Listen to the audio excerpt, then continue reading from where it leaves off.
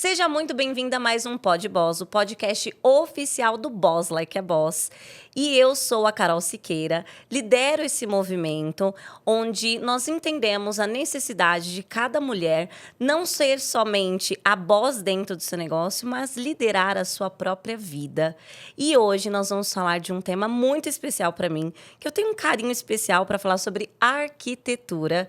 E nada mais, nada menos do que com Alane Pestana. Seja muito bem-vinda. Obrigada, Carol, pelo convite. É a primeira vez que eu tô aqui desse lado. Olha só.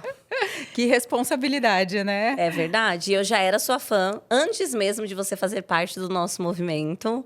E se apresenta um pouquinho para o pessoal de casa. Afinal, quem é a Alane Pestana? Carol, antes de começar a minha apresentação, eu vou contar uma história.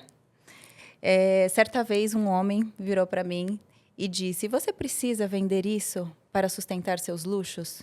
Porque você é fútil e disso você não leva nada. Dessa vida você não leva nada."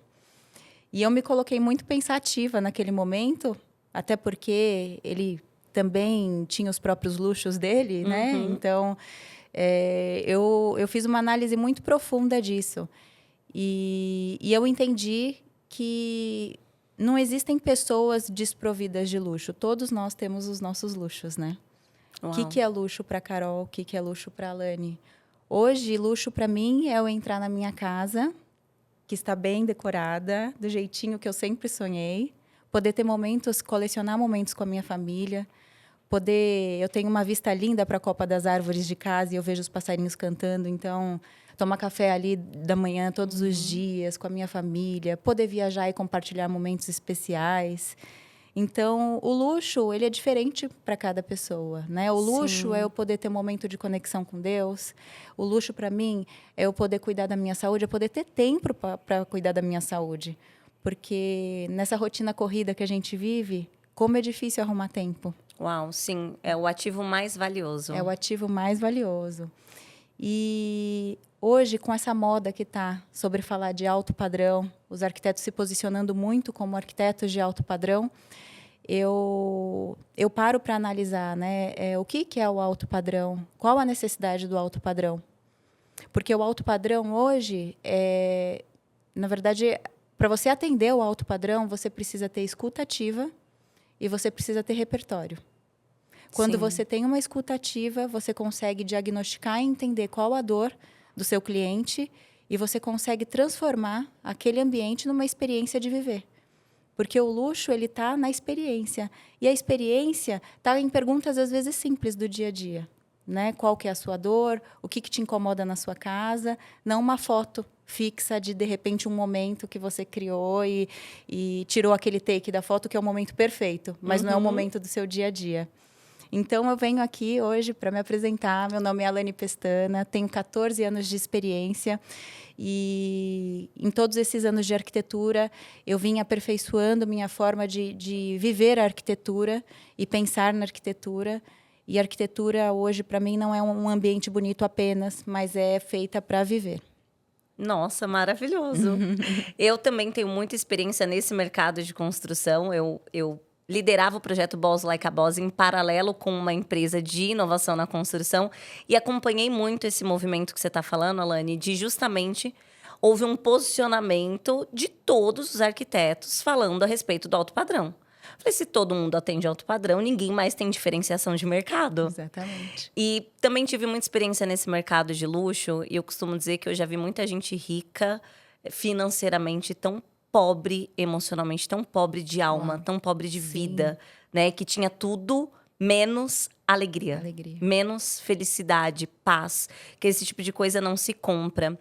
E recentemente eu vi um movimento também, a própria revista Vogue, Casa Vogue, tem divulgado mais sobre isso, quase que um caminho oposto de casa com cara de casa. Acho que por muito tempo a gente ficou com casas com cara de clínicas. Então parece que foi estabelecido um padrão do que era luxo. Não sei, talvez um padrão de Dubai. Não sei quem trouxe essa ideia exatamente. Mas casas que não tinham ali essência. Eu acho que talvez esse movimento de todo mundo querer se posicionar como arquiteto de luxo fez com que a escuta ativa, que é o que você falou, muito importante, fosse negligenciada nesse processo. Exatamente. E nesses seus 14 anos de experiência, você falou o que o luxo representa para você. Como você faz para resgatar a essência do luxo de cada um dos seus clientes? Primeira coisa é um briefing muito bem feito. Mas parece um papo comum de todos os arquitetos começar pelo briefing. Mas o briefing não são imagens. O briefing não são fotos que o cliente facilmente encontra na internet. O alto padrão, ele não é focado necessariamente em objetos ou valor, ou vender um projeto caro, ou comprar objetos caros. O alto padrão, ele está envolvido com a experiência do cliente no ambiente que ele vai viver. Porque você imagina, Cá, que nós, como arquitetos, temos a missão de transformar como aquela pessoa vai viver dentro do ambiente da casa dela. Como que vão ser as relações dentro da casa dela, como que vai funcionar essa dinâmica. Isso se estende tanto para casa quanto para escritório. Eu falo casa porque é o meu primeiro amor a casa, né? E a gente nasce da casa, depois a gente vai para escritórios e para o trabalho, enfim. Mas isso se aplica a tudo. Mas você ter a responsabilidade de determinar a saúde, né, daquela pessoa, daquela família que vai viver com base no ambiente que você criou, é uma responsabilidade muito grande. Sim. Então, quando eu falo de escuta ativa, é você fazer as perguntas certas para você poder absorver o melhor daquela pessoa. Não necessariamente, para aquela pessoa, o ambiente aberto vai ser o melhor ambiente, vai ser o open concept que está na moda, né? Da cozinha aberta, dos espaços integrados. Desde os Irmãos à Obra quebrando as paredes, né? Do conceito aberto. Isso, exatamente. Porque, às vezes, para aquela pessoa, o que mais incomoda é o conceito aberto. É o ruído da cozinha, ela não tem paz. Porque numa foto de internet, você encontra ali uma cozinha integrada maravilhosa e tudo parece perfeito. Mas é na prática, né? Mas e na prática? E no será dia a que dia? para aquela pessoa funciona? Sim. Né? Então, eu sempre faço a pergunta: o que você quer para sua casa? Como que você vive na sua casa? Então, eu acho que esse olhar para dentro é o principal quando o cliente vai contratar um arquiteto. Ele precisa primeiro saber o que ele quer, o que ele precisa, e ele precisa se conhecer antes de ter um arquiteto ali para transformar aquilo no espaço ideal. Então, como eu gostaria de viver no meu ambiente? É a primeira pergunta que eu faço. A outra pergunta que eu faço o que você tem hoje na sua casa que te incomoda, que não te faz bem, o que te adoece, né? Para a gente curar, de repente, esses problemas. Então, você ir perguntando algumas coisas que você direciona o projeto de uma forma muito mais humana do que simplesmente estética, é o caminho para o meu projeto, para a minha criação. Adorei isso. A arquitetura além da estética. A estética como consequência. Isso, é o resultado. Vai ser bonito, é óbvio. A tudo que é belo, né? Gera um ambiente muito mais saudável, mas tem que ser funcional também. E eu acho que, sendo muito honesta, já trabalhei com muitos arquitetos, eu acho que a maioria deles negligencia essa parte da estética prática. Então, eu vejo muito mais ali perguntas de briefing voltada para a parte conceitual, como a gente falou. Então, aquilo que o cliente gosta, é aquilo que ele não gosta de forma estética. E se esquecem um pouco dessa parte do dia a dia. Exatamente. Porque de nada adianta ter uma casa linda, maravilhosa. Ela não vai ser capa de revista. Ela tem que ser uma casa viva, né? É um pra formulário, ser vivida. Né? Gosta de churrasco? Check. Assiste filme? Check. Cozinha em família? Check. Mas não tem um diálogo profundo de entendimento para saber qual caminho aquele projeto vai tomar, né? Não, e para casa do meu irmão, eu contratei uma arquiteta super famosa, não vou citar o nome dela, mas que era o sonho da vida dele ter ela, porque ele seguia ela nas redes sociais, muito famosa e tal. E aí, eu acho que esses grandes escritórios de arquitetura também acabam perdendo um pouco da essência do arquiteto fundador, com a quantidade de estagiários e pessoas ali envolvidas no processo. E foi uma decepção o processo para ele e o projeto final, porque o briefing não era nem com escuta, era um formulário enviado para ele preencher em casa. Grande erro. E aí ele preenche ali meio com preguiça, meio cansado, e no final, o resultado final veio. E aí o que incomodou ele é que ele percebeu muitas coisas iguais a outros projetos do Instagram dela, que eu acredito que a gente deve ter uma assinatura. Então, eu gosto muito dessa identidade que eu vou bater o olho num projeto, já vou saber que foi a Alane que passou por ali. Mas tem que ser particular também, né? Sim. Tem que ter a essência do arquiteto e ainda assim ser algo pessoal do cliente. E você vai entre os dois ambientes, como você disse, né? Sim. Eu vi restaurantes maravilhosos que você Sim. fez recentemente. No ambiente corporativo, você aplica a mesma metodologia? Você aplica outra metodologia? Como que você enxerga também esse conceito do luxo para os ambientes fora de casa? E eu busco entender do investidor ou do empresário qual que é o principal objetivo da marca dele, né? Então, o que ele quer oferecer, que mensagem ele quer passar. Eu trabalho muito junto com a parte de branding para entender o conceito da marca.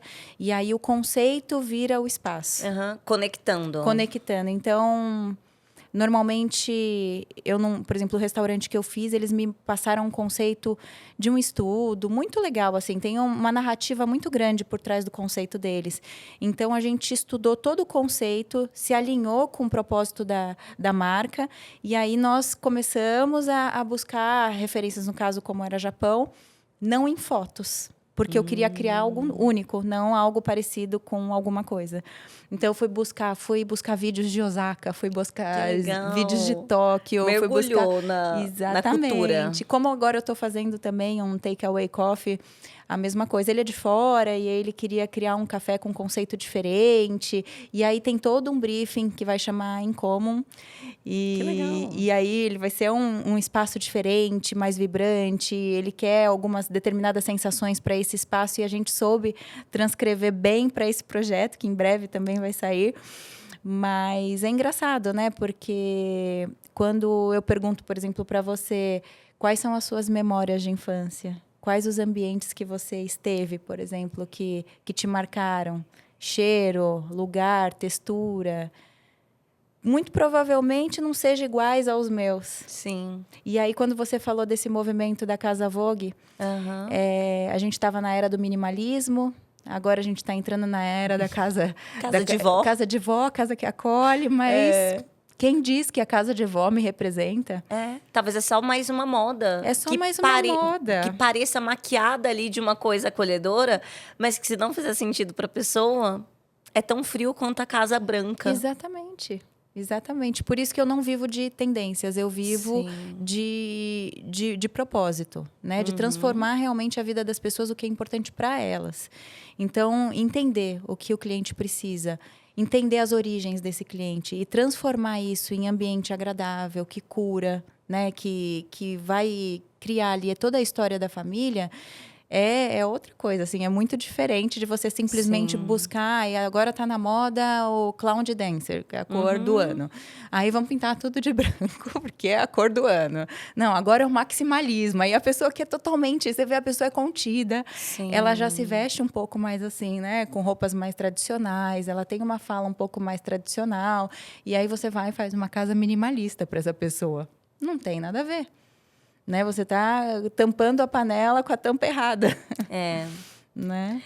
Reduzindo e limitando. Você falou agora sobre esse conceito das lembranças, né? Olha o impacto que o ambiente traz nas nossas vidas. Não é só sobre uma sala bonita, uma cozinha bem ambientada, embora decorada, mas é o cenário das pessoas que nós amamos que estão sendo construídos ali.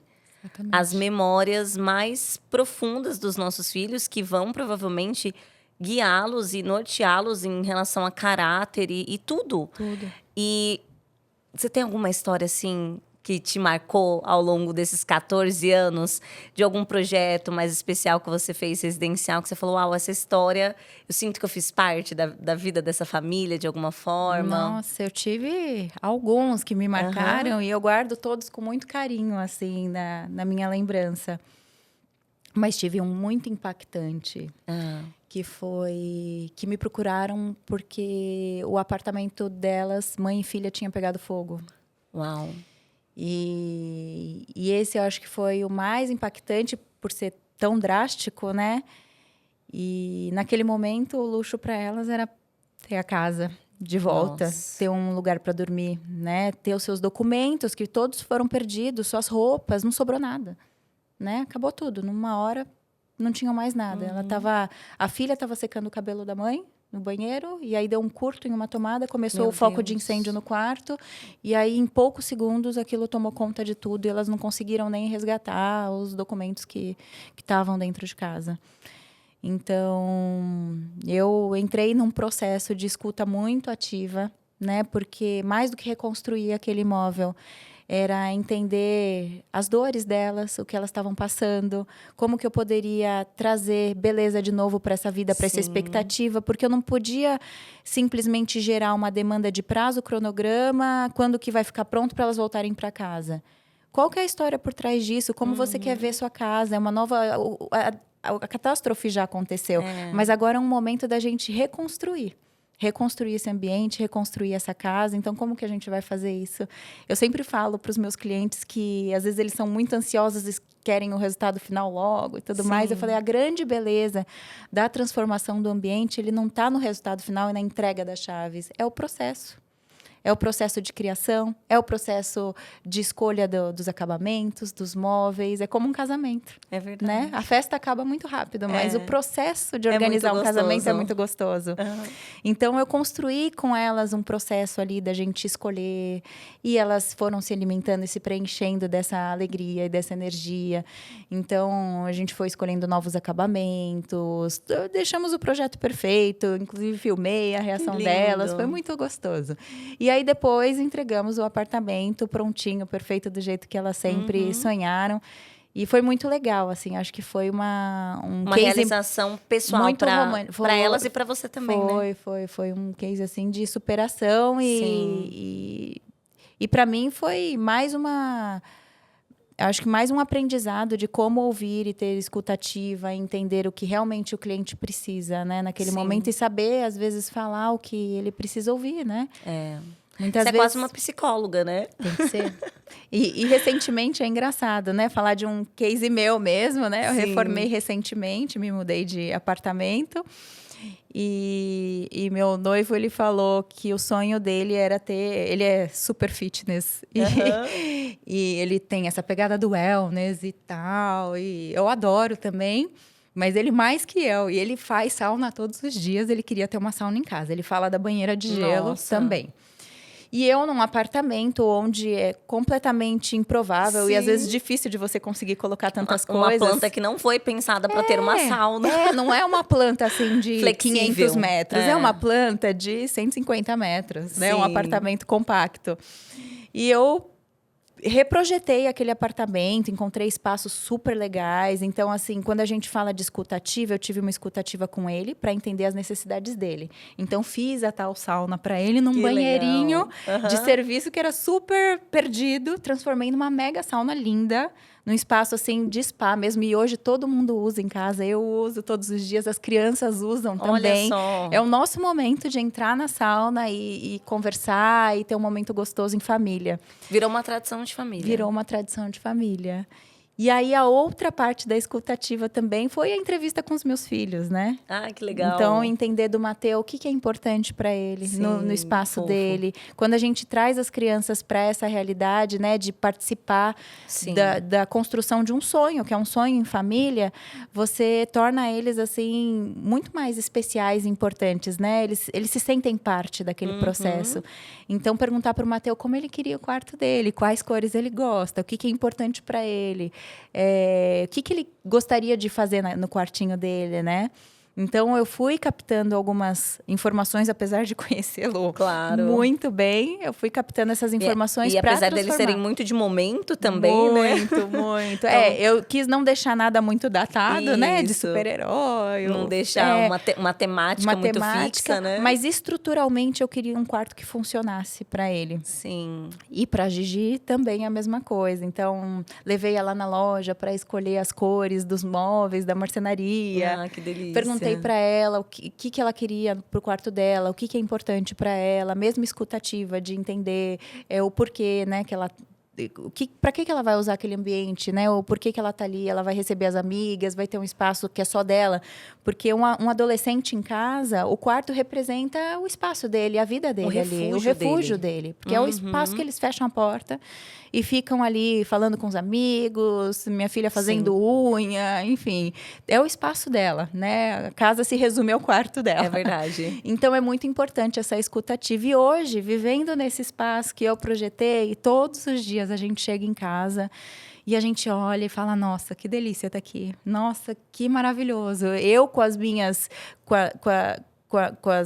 os meus luxos, né? Eu com os meus luxos, né? Com as coisas que são preferencialmente especiais para mim dentro de casa. O Lu com as coisas que são especiais para ele. Então, o luxo para ele ali é a sauna. É ele poder ter o sofá dele automático, com todo o sistema de home theater que ele ama, né?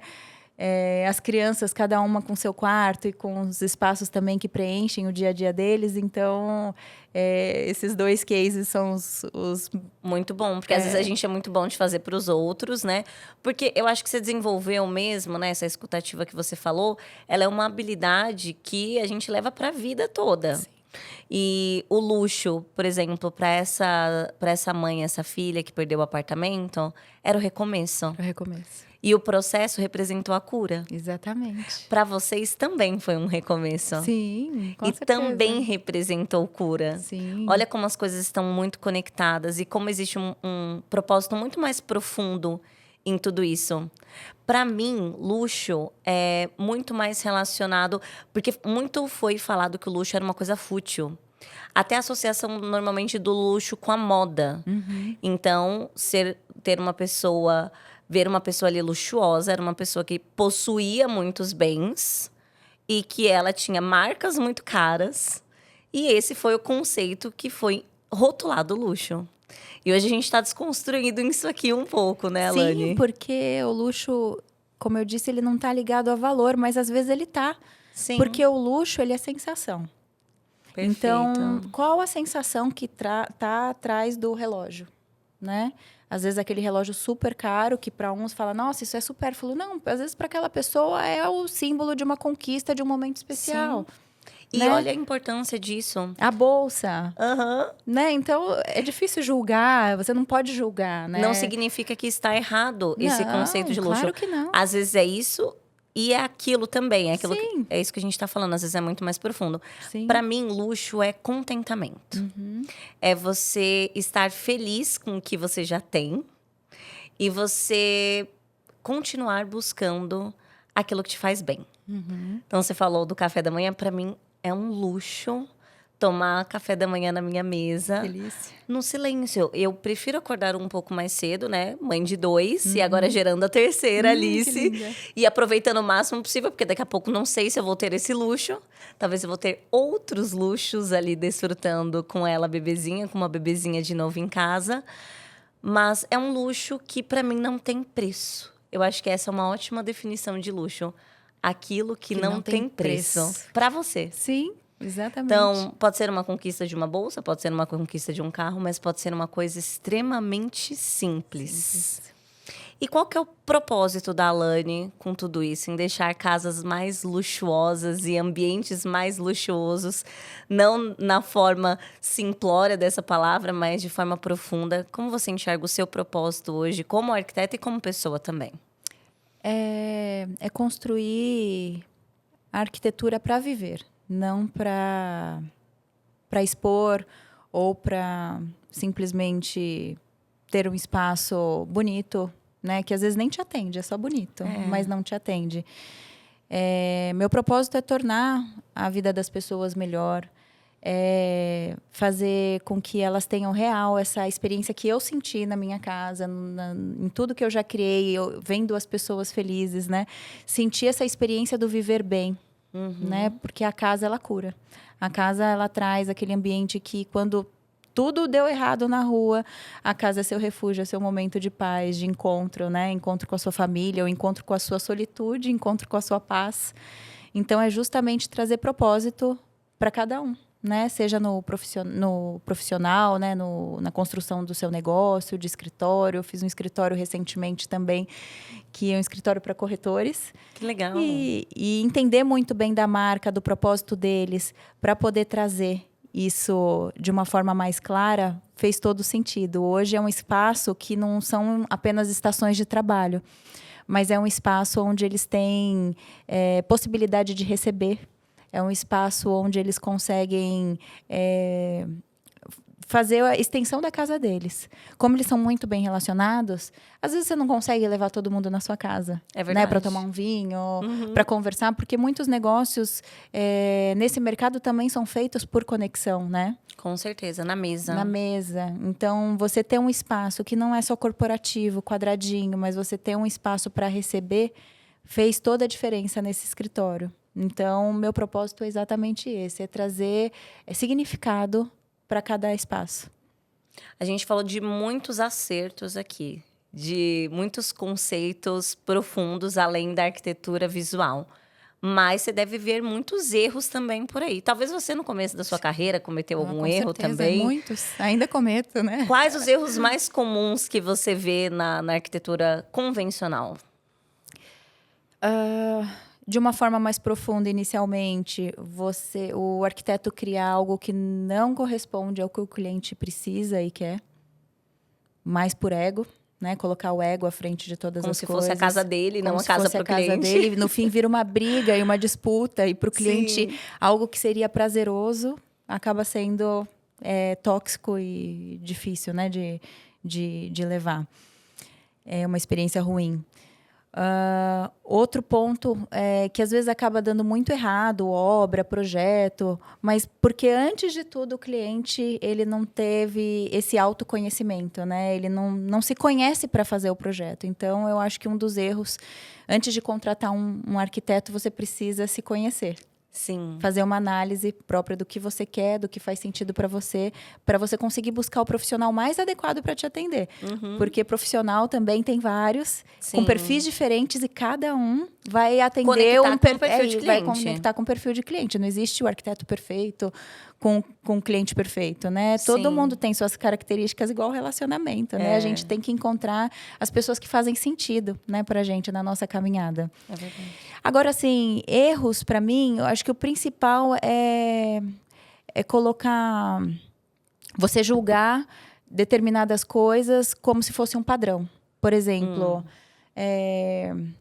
o que você não gosta? Por exemplo, eu não gosto de ripado. Aí virou um padrão. Não, o ripado bem aplicado, da forma correta, de uma forma esteticamente bonita, ele pode funcionar muito bem e pode ser bonito. Sim, né? Eu vi muitos arquitetos recentemente criticando os ripados. Eu falei, gente, eu gosto do meu ripado. Então, porque as pessoas têm a tendência do ripado, todo mundo colocou ripado. Agora, do nada, ninguém mais gosta do ripado. Então, eu vejo beleza em tudo. E eu acho que essa acaba sendo a minha diferença. Eu vejo beleza no ripado, eu vejo beleza no piso de madeira, quanto no porcelanato.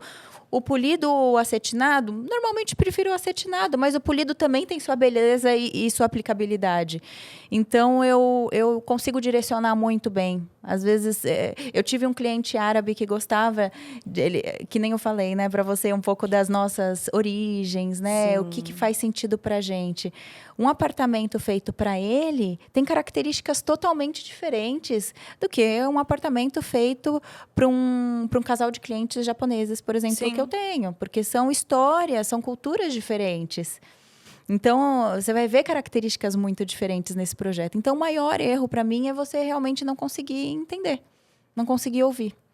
Tentar imprimir a sua assinatura como arquiteto acima da história do cliente, Exatamente. Das necessidades do cliente, né? Exatamente. E tem arquiteto que, como você falou, fica brigando ali com o cliente, né, no projeto. E hoje eu vi arquiteto falando assim, olha, se não for do meu jeito, então não é de jeito nenhum. Não é de jeito. Você já demitiu algum cliente? Já demiti um cliente, foi o único em 14 anos, mas já em fim de obra, mas era um homem que passou de todos os limites, agressivo, foi bem triste, assim, bem ruim. Infringiu os valores. Infringiu os valores. Do seu escritório. Isso, foi a única pessoa que eu demiti na minha vida. Sim. Os valores pessoais e os valores da empresa, né? Sim, que estão muito ligados, né? Sim. Hoje, como funciona o escritório da Alane Pestana Arquitetura? Como funciona em qual sentido? Você tem outros profissionais que atuam junto com você? Vocês conseguem atuar também na questão de obras? Ou você está focada mais na parte de projetos? Hoje, no escritório, eu falo que a gente atende desde a concepção do projeto, das primeiras ideias, do sonho até a entrega final das chaves. A gente, na nossa equipe, a gente tem toda a equipe de projeto, toda formada por arquitetos. Tenho equipe própria de obra também. Que legal. Então, a gente atende o cliente em todas as necessidades do início ao fim. A parte de arquitetura, a parte de obra, ela veio com uma dor, né? E é desafiador. Desafiador, porque no meu início de carreira eu só fazia projetos.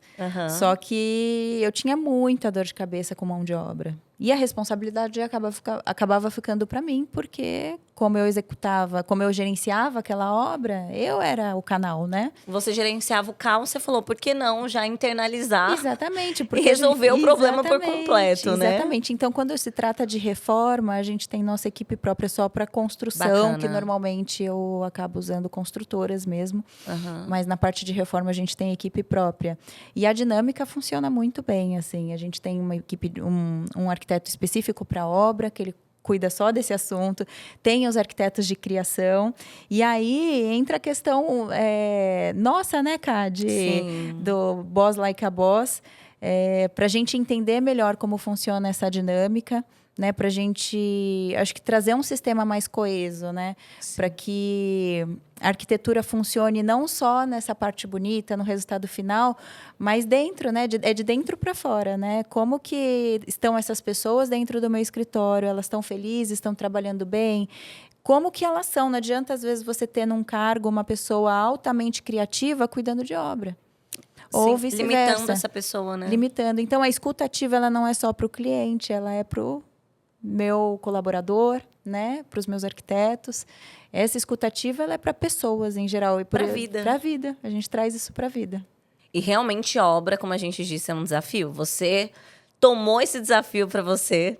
E o que eu via muito no mercado da construção civil é que tem muita gente traumatizada que não quer saber de obra e nem reforma. Ele prefere pegar um apartamento pronto, às vezes que não tem nada a ver com ele, só para não ter a dor de cabeça de fazer uma obra, uma reforma. Por que você acha que essas pessoas assim têm tanto problema com obra? Vamos lá, esse é algo assim que eu demorei para entender também, né? Tive já problemas com obra, né? Qual obra não dá problema, né? Sim. Mas hoje eu tenho muito mais clareza, né, sobre os processos e como que funciona. E às vezes as pessoas acham que construir aquele sonho começa quando a gente coloca o primeiro tijolo, né? Ou quando a primeira marretada na parede, bom, começou a minha obra. Isso. Mas a obra começa naquela partezinha que eu te falei. Primeiro no autoconhecimento. Depois na escolha correta do profissional. Depois dessa escolha correta, esse profissional com uma escuta ativa, saber desenvolver um projeto sob medida para você.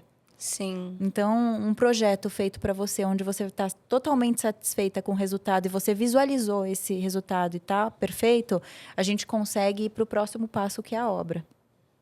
Quando a gente entra nesse próximo passo, que é a obra, mas não necessariamente o primeiro tijolo, a estruturação de início de obra, a gente começa a entender planilhas orçamentárias, levantamentos de custo, toda a parte de gestão de obra, né?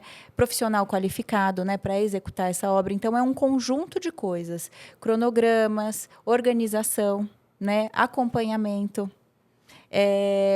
alinhamento de expectativas e feedback. Às vezes, o arquiteto passa um prazo diferente do que o prazo que vai ser só para encantar o cliente. Ou para fechar a venda.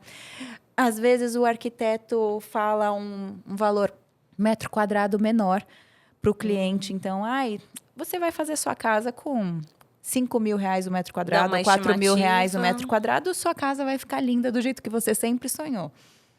E isso não é uma métrica igual para todo mundo, né? Às vezes, o que ele tem de sonho, de luxo na cabeça dele, de expectativa, é 10 mil metro. E ele não sabe disso. Então, saber ouvir, entender isso e passar a expectativa correta para você ter esse alinhamento com o cliente evita muita dor de cabeça. Porque a frustração de obra, ela não vem só de um atraso. Sim. Ela não vem só de um problema ou de um adicional de piso que faltou. Ela vem de falta de alinhamento, de expectativa. Ela vem de falta de feedback do arquiteto para o cliente e do cliente para o arquiteto Sim. também, né? Não, eu quero... Esse caminho é mais confortável para mim, eu gosto disso. Então, essa comunicação... por isso que a escolha do profissional é importante, porque se Com você não certeza. se identifica, se você não cria uma conexão com o profissional, você não consegue se comunicar. Exatamente. E o profissional saber fazer aquelas perguntas certas. Sabe fazer. Que é um E dom. não ficar tentando adivinhar. E eu acho que essa questão do planejamento que você tocou aí, que é muito importante. Não passar expectativas irreais, mas trazer um planejamento que seja real para o cliente. Eu não sei se você sabe, Alane, mas 70% das casas que são construídas do Brasil não tem projeto. É aquele contrata o amigo, Eu achei que pedreiro, fosse até empreiteiro. mais. Eu achei que fosse que até mais. eles fazem depois, né, uma regularização ali do Que é só, imóvel posterior, mas que não tem muito o que fazer, né? A prefeitura só fala, ok, já está de pé. E aí a gente vê coisas absurdas por aí, mas olha a importância, e talvez por isso que muita gente, às vezes, não constrói ou não reforma. Às vezes não é nem o trauma dela, é o trauma de alguém que ela pegou. Mas o que essa pessoa fez, né? Essa pessoa contratou um bom profissional, porque parece algo extremamente simples, mas quando a gente vai entender na prática, não é.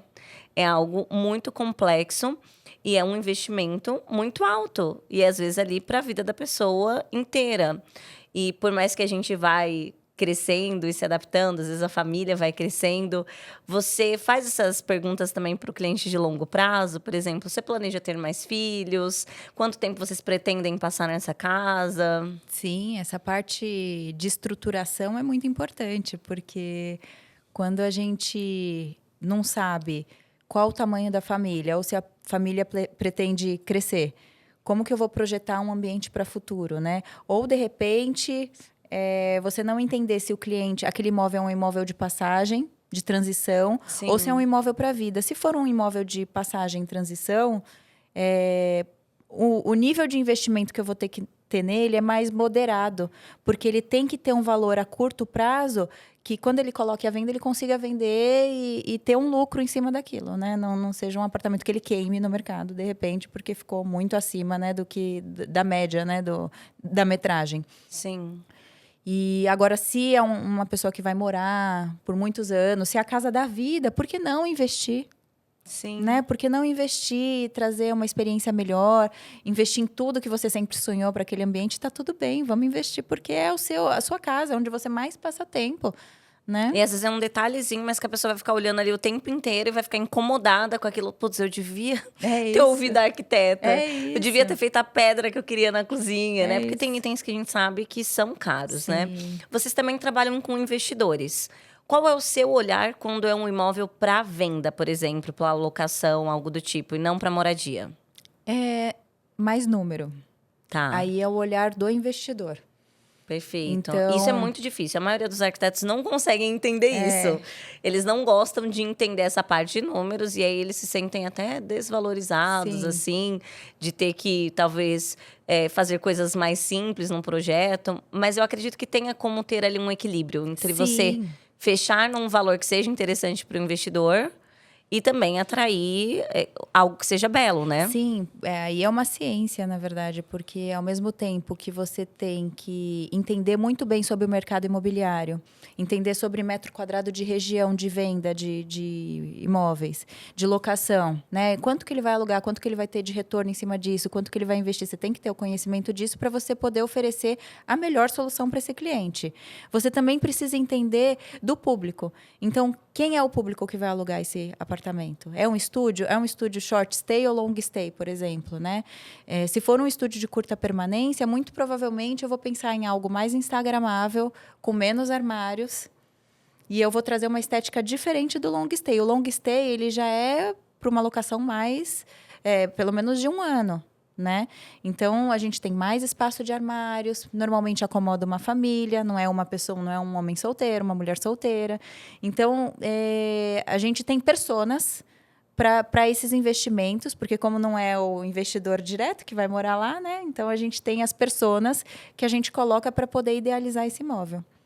Maravilhoso. Olha, adorei essa parte dos investidores, assim, desse olhar diferenciado. Estamos caminhando aqui para o fim do nosso podcast. Então, aprendemos aqui sobre o conceito verdadeiro de luxo. Desconstruímos o conceito que talvez quem está nos assistindo de casa aqui não tinha esse conceito ainda do luxo. E que o luxo pode ser acessível para todos. O luxo pode ser com um propósito. O luxo não precisa ser fútil. Ele só é fútil quando você quer provar algo para o outro. Exatamente. Mas quando é algo para você... E aí não tem preço, isso é o verdadeiro luxo. Exatamente. Falamos sobre os erros comuns que os arquitetos e as empresas, enfim, acabam cometendo. E que até os próprios clientes, muitas vezes, acabam tendo ali no meio do processo. De não comunicar da maneira devida.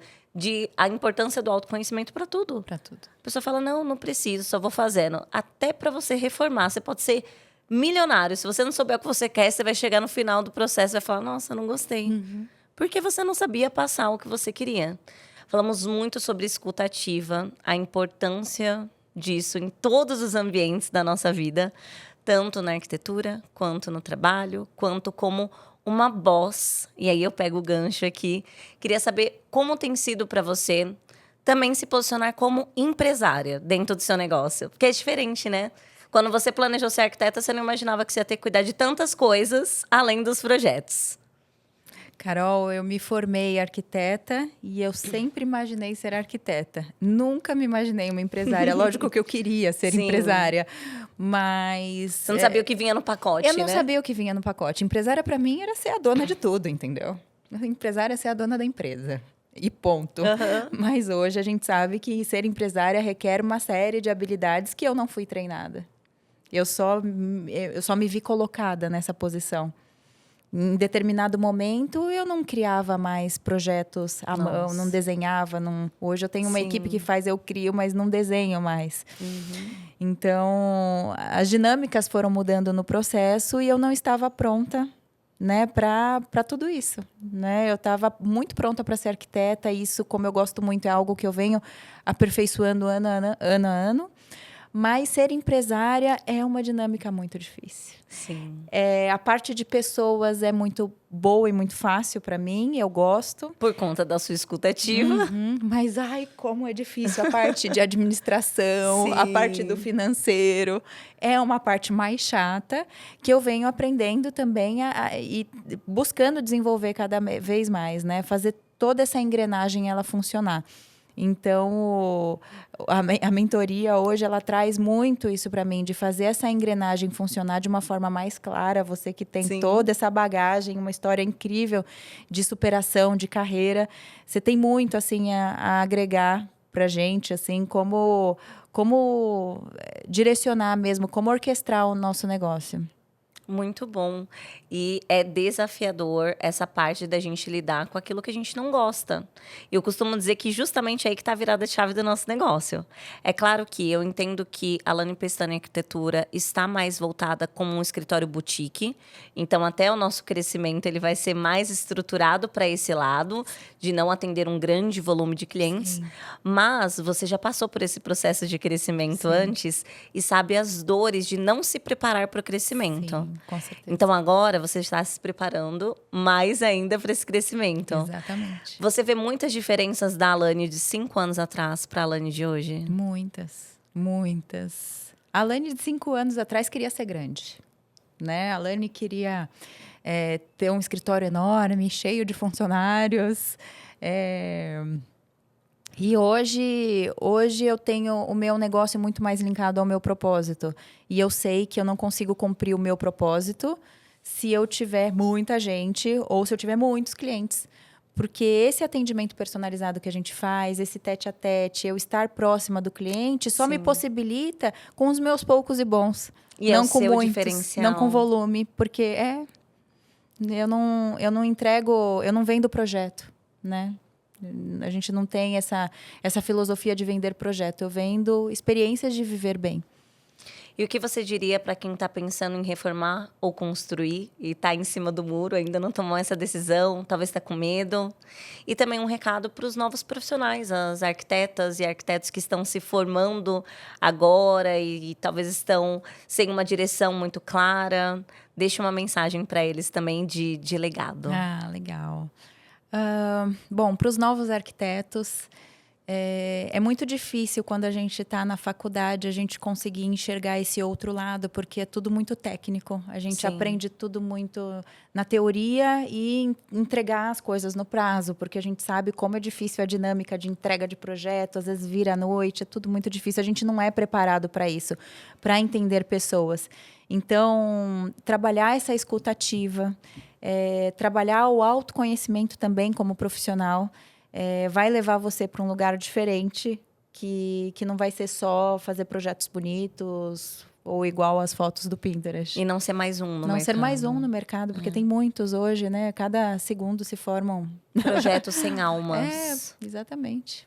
E para quem está pensando em reformar ou construir? E para quem está pensando em reformar ou construir... também a questão do autoconhecimento, eu acho super importante. Senta em família, elenca as prioridades, o que é importante, o que não é importante, o que você abre mão, o que você não abre mão, como você gostaria de se sentir nesse espaço. E trabalhe também a questão de quanto de investimento a família vai disponibilizar para essa construção desse sonho. Porque, como no marketing, por exemplo, se a gente tem a verba de marketing do ano, por exemplo, a gente consegue definir várias estratégias ao longo do ano do que a gente vai comprar e o que a gente vai fazer. Agora, quando a gente vê o preço da garrafinha personalizada, a gente fica batendo só no preço da garrafinha e não do todo. Então, quando você tem uma visão geral do quanto você tem disponível para gastar e você deixa esse profissional de confiança, então confie no profissional que você escolher. Eu acho que é uma coisa super importante, um conselho super importante. Escolher o profissional, confia. Confia no processo. Confia, entrega o budget, entrega a confiança e vai, assim, porque quando você confia é muito mais fácil de trabalhar. É muito ruim você trabalhar quando o cliente fica em cima o tempo inteiro, ou quando fica mudando o projeto o tempo inteiro. Então, confiar nesse processo é muito importante. Relaxar, não querer ter o controle de tudo. Maravilhoso. Estou muito feliz da nossa conversa. Foi muito bom. Acho que abriu a mente aí de muitas pessoas. E eu quero deixar esse incentivo para você que está em casa, conhecer melhor o trabalho da Alane. Nós vamos colocar aqui o Instagram dela. Já segue ela lá agora. Tá aqui também o meu Instagram, se você quiser saber mais sobre esse movimento do Boss Like a Boss. Se você é uma empreendedora, uma empresária e quer se conectar conosco, quer caminhar com mulheres alinhadas aos seus valores, mulheres com um propósito e que ainda assim querem crescer na vida profissional, sem abrir mão da sua maternidade, assim como eu e a Alane somos mães, somos esposas e também somos empresárias. Quem diz que você precisa abrir mão de um ou de outro? É possível a gente conciliar tendo foco, estratégia e propósito. Tudo é possível. Tudo é possível. Nos vemos então no nosso próximo Boss Like a Boss.